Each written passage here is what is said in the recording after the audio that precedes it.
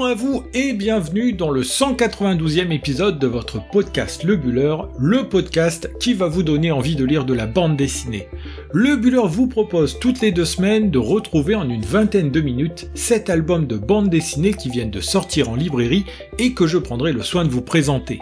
Dans une première partie, je vous parlerai de mon gros coup de cœur du moment et dans la seconde, je reviendrai sur 6 autres albums qui ont retenu mon attention et sur lesquels vous pouvez aussi vous précipiter.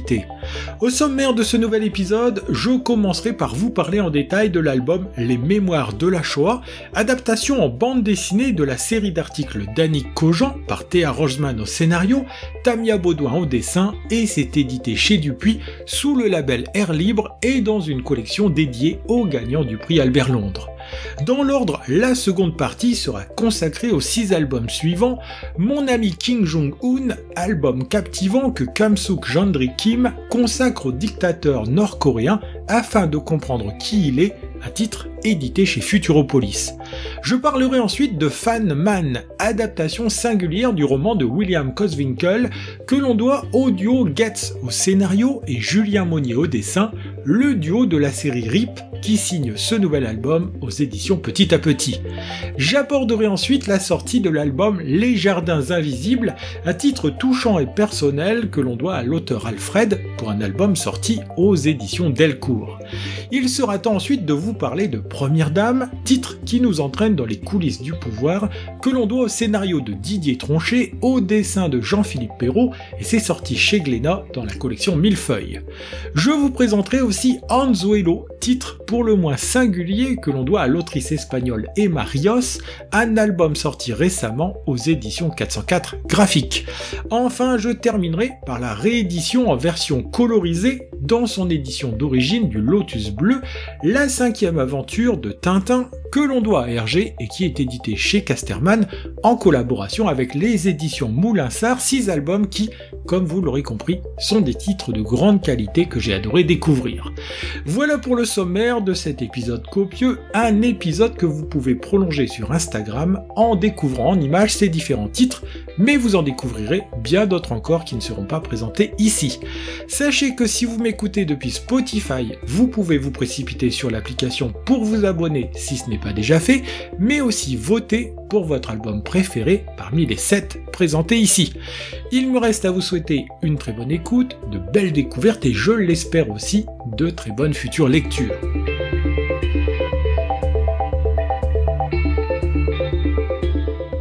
En fin d'année dernière, les éditions Dupuis ont lancé une toute nouvelle collection au sein du prestigieux label Air Libre, une collection dont la vocation est de faire revivre des ouvrages ou des reportages qui ont remporté le prix Albert Londres à leur époque. Récompense qui consacre depuis 1933 un ou une journaliste pour la qualité de son travail, c'est en bande dessinée, avec à chaque fois au scénario et au dessin une personne différente, que les éditions Dupuis ont décidé de remettre ces grands documentaires en avant. Après Sur le front de Corée, que je n'avais pas manqué de présenter au moment de sa sortie, c'est un autre titre très fort en lien avec la commémoration des 80 ans de la libération des camps de concentration, Les Mémoires de la Shoah, que l'on retrouve en librairie depuis peu. C'est à l'origine une série de reportages qu'a effectué Annick Cogent pour le quotidien Le Monde, que l'on retrouve ici, une série de reportages où la journaliste a essayé de balayer le spectre le plus large pour essayer de se rapprocher le plus possible de ce que fut la Shoah. En dessin, l'ouvrage s'ouvre sur la journaliste qui se déplace au milieu d'une forêt d'arbres calcinés dont certaines branches donnent des petites feuilles vertes, symbolisant ici l'espoir et la renaissance qui sont ressortis de cette période très sombre pour l'humanité que fut la Shoah. Pour démarrer cette série d'articles, et donc cet album de bande dessinée, c'est aux victimes qu'Annick Cogent a décidé de donner la parole, que ce soit via les enregistrements vidéo réalisés par l'université de Yale, ou tout simplement en allant à leur rencontre. Inutile de vous dire que nous entrons dans des pages très fortes en émotion, où le dessin de Tamia Baudouin alterne entre la mise en situation de la journaliste, qui se déplace pour récolter les témoignages, et des évocations en dessin de l'horreur de la Shoah. Avec un dessin qui fiche parfois, qui fixe les émotions, certains détails, l'album propose un graphisme qui semble imposer les mêmes silences que lors des entretiens, un dessin dont les couleurs froides, mais parfois douces, suspend l'instant dans le temps. Alors bien sûr, s'impose à la lecture la crudité, la cruauté, cette horreur que les témoignages nous renvoient, mais tout cela est fait avec intelligence. Il n'y a jamais ici de voyeurisme gratuit, juste la volonté de montrer ce qui est dit en mots, bref, de faire de la bande dessinée. Ce même dessin perd d'ailleurs en précision, le trait devient lui-même saturé dès lors que l'action retourne dans le passé, pour nous montrer l'horreur des camps, cette même horreur que toutes et tous n'ont pas oubliée, même plus de 50 ans après. Mais à l'époque, le travail d'Annick Cogent ne se limite pas à donner la parole aux rescapés de la Shoah, elle décide aussi d'aller interroger les enfants de ces mêmes rescapés pour mettre en lumière cette mémoire traumatique qui se transmet de génération en génération. Le scénario que propose Thea Rojsman, elle-même petite fille des rescapés de la Shoah, invite le lecteur à suivre le parcours d'une Annick Cogent qui souhaite que tous les acteurs de cette période aient voix au chapitre. C'est ainsi que l'on suit les pas de la journaliste qui va aussi interviewer les descendants des bourreaux en Allemagne. Les témoignages sont forts, partagés entre la détestation du père, comme chez Niklas Frank, qui renie totalement celui qui fut ministre du Troisième Reich, Hans Frank, et la glorification, suivie de révisionnisme, lors de la rencontre avec Wolf Rüdiger Hess, fils de Rudolf Hess, haut dignitaire nazi. Dans 2 autres chapitres, nous continuons de suivre le travail d'Annick Cogent pour découvrir des initiatives où les enfants des victimes dialoguent avec les enfants des bourreaux, ou encore pour interroger la façon de transmettre la mémoire de la Shoah à l'école. Exigeant et parfois éprouvant, cet album s'avère surtout nécessaire, surtout à un moment où l'histoire semble bégayer et se tourner dans de nombreux pays vers l'extrême droite, comme solution aux problèmes qui traversent le monde. Les mémoires de la Shoah permettent ainsi de rappeler ce que fut cette grande tragédie, ce type même d'événement dont on ressort en se disant plus jamais ça, mais dont la faiblesse des humains pourrait les pousser à laisser faire si cela se reproduisait demain. Alors oui, ici le propos est grave et l'ouvrage fort, mais c'est aussi parce que la bande dessinée européenne est capable de produire de tels albums que je me passionne pour ce média, un titre plus que nécessaire qui permet de toucher du doigt et de voir ce que fut la Shoah au siècle dernier.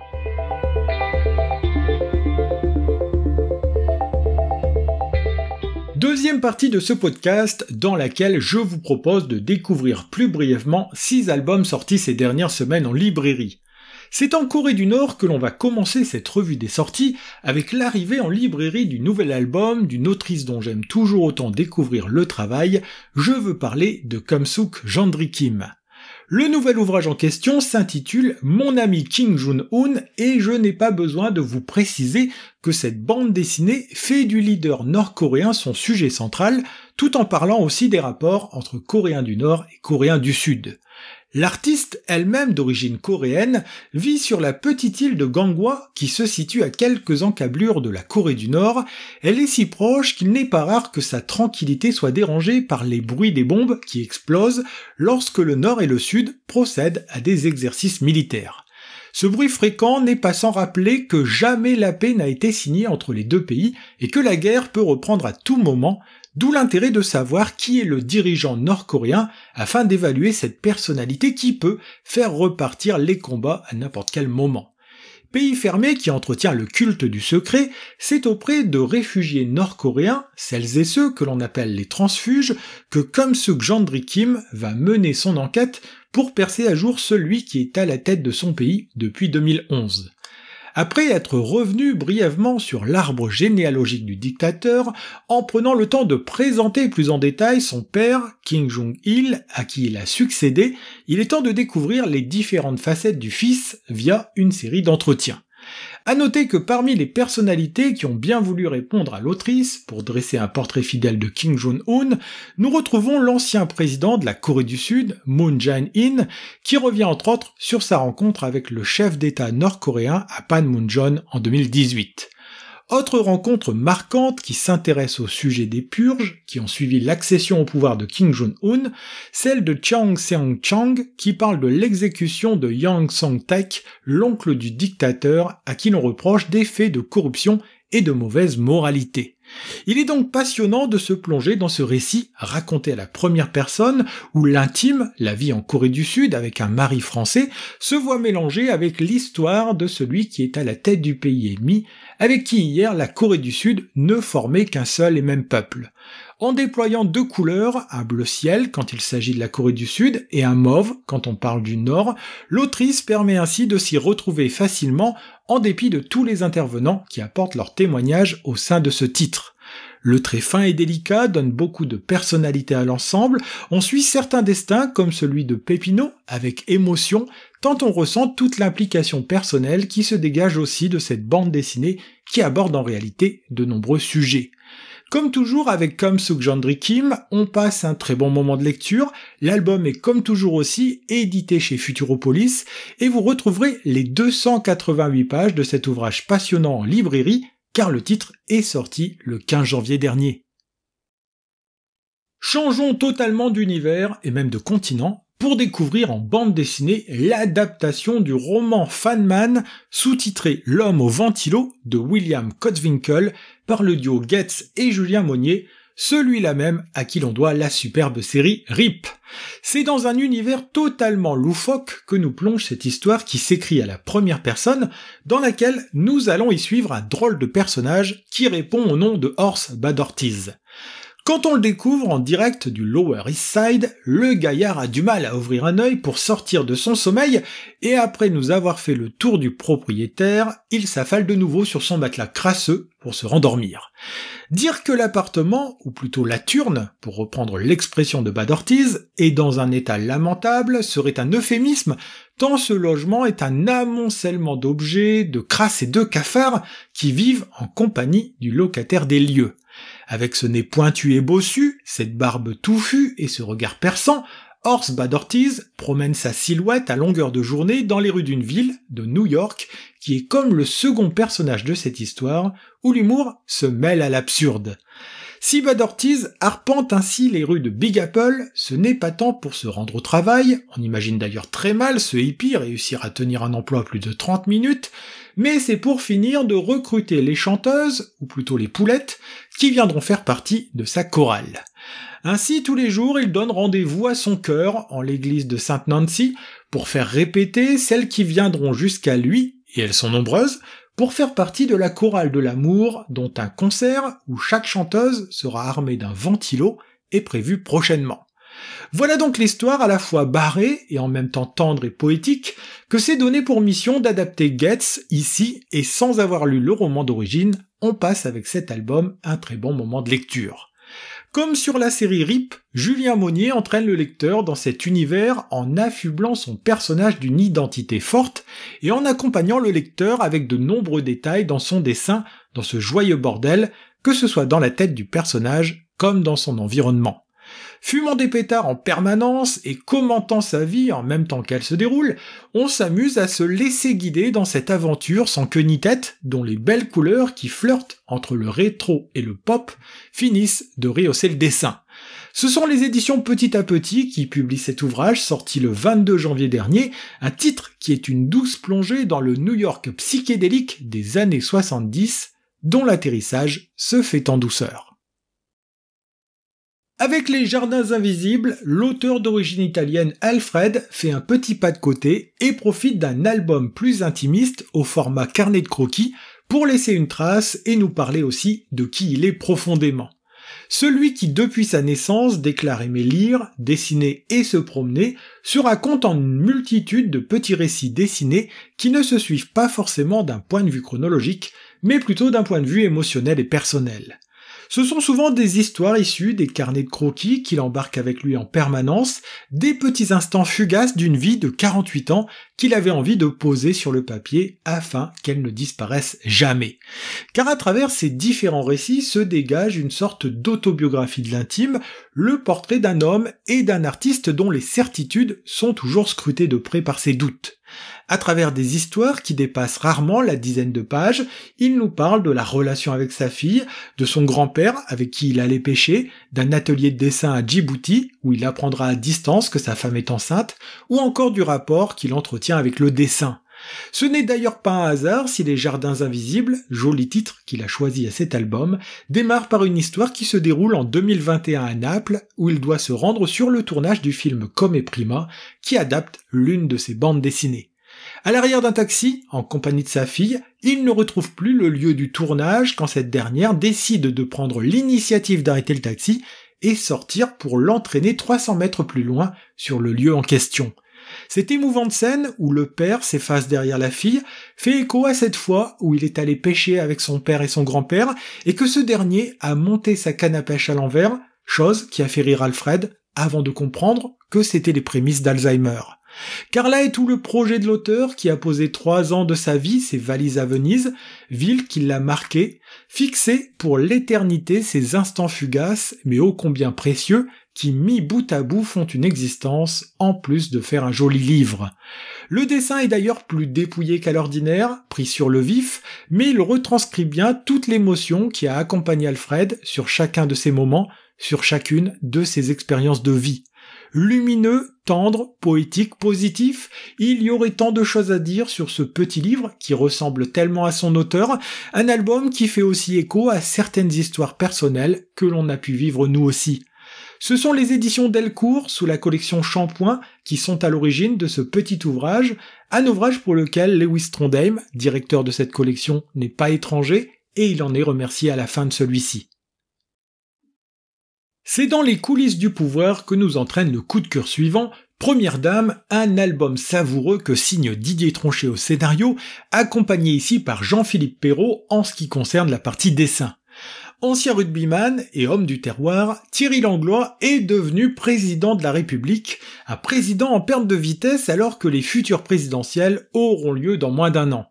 Pour ne rien arranger, comme dans la réalité, dans l'entourage du président, les appétits se font jour et le ministre de l'Intérieur se verrait bien devenir calife à la place du calife l'année suivante. C'est dans ce contexte que les conseillers en communication de l'Élysée ont la brillante idée de couper l'herbe sous le pied de l'ancienne première dame qui s'apprête à sortir un livre sur sa vie privée en imaginant une nouvelle love story au sommet de l'État. Si c'est avec une ancienne Miss France que l'on veut recaser le pensionnaire de l'Élysée, c'est en fait une autre rencontre qui va bouleverser son destin, une rencontre qui va non seulement changer sa vie, mais aussi sa carrière politique. Actrice de films de genre, adepte d'un cinéma pour intello et femme engagée, c'est finalement Victoria Coralie qui va conquérir le cœur de notre président, cette dernière n'étant pas non plus insensible au charme de l'ancien rugbyman. Cette histoire démarre ainsi par un couple qui se plaît mais que tout sépare, Victoria Coralie étant plus habituée à venir militer auprès des sans-papiers réfugiés dans des squats que dîner sous les ors de la République. Pourtant, les deux vont tout de même vivre une liaison que l'on s'amuse à suivre, car celle-ci va totalement révolutionner le quotidien d'un Thierry Langlois qui finira par être dépassé par cette tornade au nez pointu, aux taches de rousseur et aux cheveux courts. Plongée amusante et astucieuse dans les coulisses de la politique, dont certains travers et certains personnages sont largement inspirés de notre personnel actuel, Première Dame est surtout un titre agréable à parcourir et dans lequel on ne s'ennuie pas une seconde. Le scénario prenant et enlevé de Tronchet est d'ailleurs servi par un dessin dynamique qui par certains aspects n'est pas sans rappeler celui d'un Christophe Blain de la bande dessinée Quai d'Orsay. Sur 170 pages, Jean-Philippe Perrault développe, avec un trait simple et affirmé, une savoureuse galerie de personnages dans une mise en couleur légère où les tons pastels dominent, un dessin qui termine de rendre l'album captivant. Sorti le 22 janvier dernier aux éditions Glénat dans la collection Millefeuille, Première Dame est un titre qui donne enfin l'occasion de rire un peu de la politique, chose plutôt rare ces derniers temps. Le moins que l'on puisse dire est que mon coup de cœur suivant est un album pour le moins singulier, un joli bébé de plus de 300 pages qui a pour titre Anzuelo et qui a demandé plus de 3 ans de travail à son autrice d'origine espagnole, Emma Rios. Si d'habitude les récits qui parlent de fin du monde ou encore de catastrophes climatiques sont souvent réalisés dans des couleurs très sombres, ici Emma Rios prend le contre-pied de cette vision pour nous offrir un monde onirique et poétique qui prend appui sur cette thématique. Ainsi, dès les premières pages, nous sommes plongés dans un monde où la mer a quasiment tout recouvert, un monde où presque tous les êtres humains ont disparu de la surface, et c'est un groupe d'adolescents que nous allons suivre ici. Perdus au sein de cette immensité liquide, Esma, Nubero et Lucio vont découvrir ensemble ce nouveau monde dans lequel il va falloir survivre, même si cette quête semble aller de soi, une survie qu'il va falloir imaginer en harmonie avec ce nouvel environnement.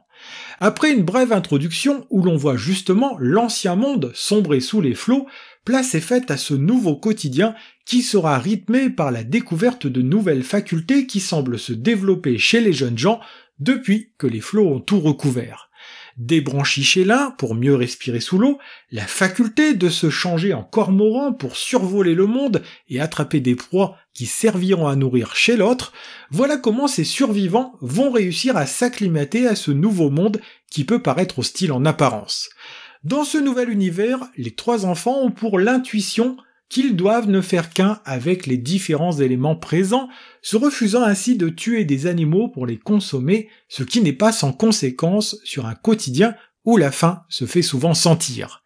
Si le scénario est dense et avance avec une certaine lenteur, on retrouve les différents protagonistes à deux moments d'une existence qui se bâtit dans ce nouvel environnement que la talentueuse Emma Rios déploie dans un dessin magistral qui est une véritable claque visuelle. Mélangeant habilement les éléments, elle déploie une palette de couleurs pastel ou plus sombres selon les moments et offre au lecteur un album poétique et inquiétant dans lequel l'œil finit de se plonger au sens propre comme au sens figuré. La cruauté et la douceur se déploient dans cette bande dessinée ambitieuse et par certains aspects déconcertante, offrant au final une véritable expérience de lecture à nul autre pareil. Ce sont les éditions 404 graphiques qui publient cet album chez nous, un bel ouvrage parfaitement bien soigné par l'éditeur, arrivé en librairie le 23 janvier dernier et dans lequel je me suis laissé glisser pour un moment de lecture qui fut des plus singuliers. Comme toutes les 2 semaines, l'épisode s'achève avec un album spécial, la sortie aux éditions Casterman de la version colorisée du Lotus Bleu, la première version des 5e aventures de Tintin, publiée en 1934 dans le petit 20e.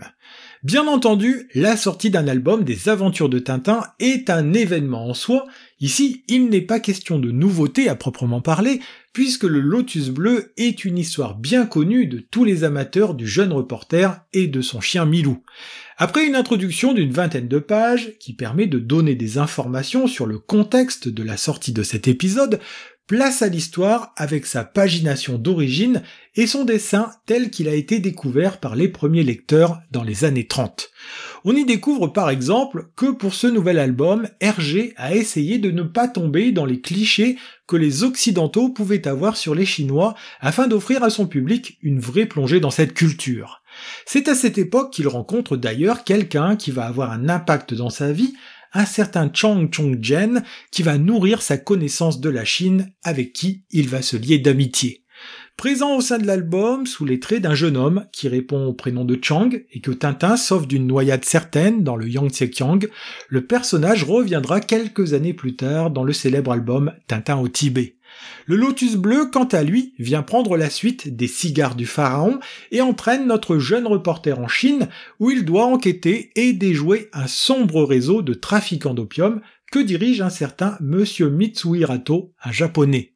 C'est qu'à cette époque, les tensions sont vives entre la Chine et le Japon, et les Japonais passent dans cette histoire pour les têtes pensantes de ce réseau et pour les véritables ennemis de Tintin. Mais en réalité, on découvre au fur et à mesure que l'on avance dans ce récit que le véritable commanditaire de ce sombre réseau est une vieille connaissance de Tintin, le célèbre Rastapopoulos, ennemi historique du jeune homme à la houppe. Dans une pagination plus touffue que l'album sorti en couleur en 1946 dans une nouvelle version, nous retrouvons un Tintin aux traits plus arrondis qui mène ici sa première aventure véritablement romanesque. Considéré par certains comme le premier grand chef-d'œuvre de la bande dessinée européenne, le Lotus Bleu tel que nous le connaissons aujourd'hui est assez proche de la version parue entre 1934 et 1935 dans le petit 20e, comme on le remarque ici. C'est donc un morceau d'histoire que Casterman et les éditions Moulinsart mettent dans nos mains, une version colorisée qui reprend la palette des couleurs que l'on connaît déjà, pour un album que j'ai pris grand plaisir à relire une nouvelle fois. Ainsi se termine ce 192e épisode de votre podcast Le Buller, un épisode consacré dans sa première partie à l'album Les Mémoires de la Shoah, adaptation en bande dessinée de la série d'articles d'Annick Cogent par Théa Rolzmann au scénario, Tamia Baudouin au dessin et qui est édité chez Dupuis sous le label Air Libre. J'ai comme toujours pris plaisir à vous préparer et à vous présenter cet épisode, j'en profite pour remercier au passage les différentes maisons d'édition qui m'aident grandement dans cette tâche. Pour que puisse continuer d'exister ce podcast, n'hésitez pas à vous abonner, à laisser une note sur les plateformes de podcast ou encore à en parler autour de vous pour le faire connaître. Le Buller en images, c'est sur Instagram que ça se passe, sur le compte lebuller.podcast, vous y retrouverez la présentation des 7 albums évoqués aujourd'hui, mais aussi d'autres titres sortis récemment en librairie. C'est aussi le lieu idéal pour me contacter et interagir avec moi, et en attendant de vous retrouver le lundi 17 février, je vous souhaite de très bonnes semaines, mais aussi de très bonnes lectures.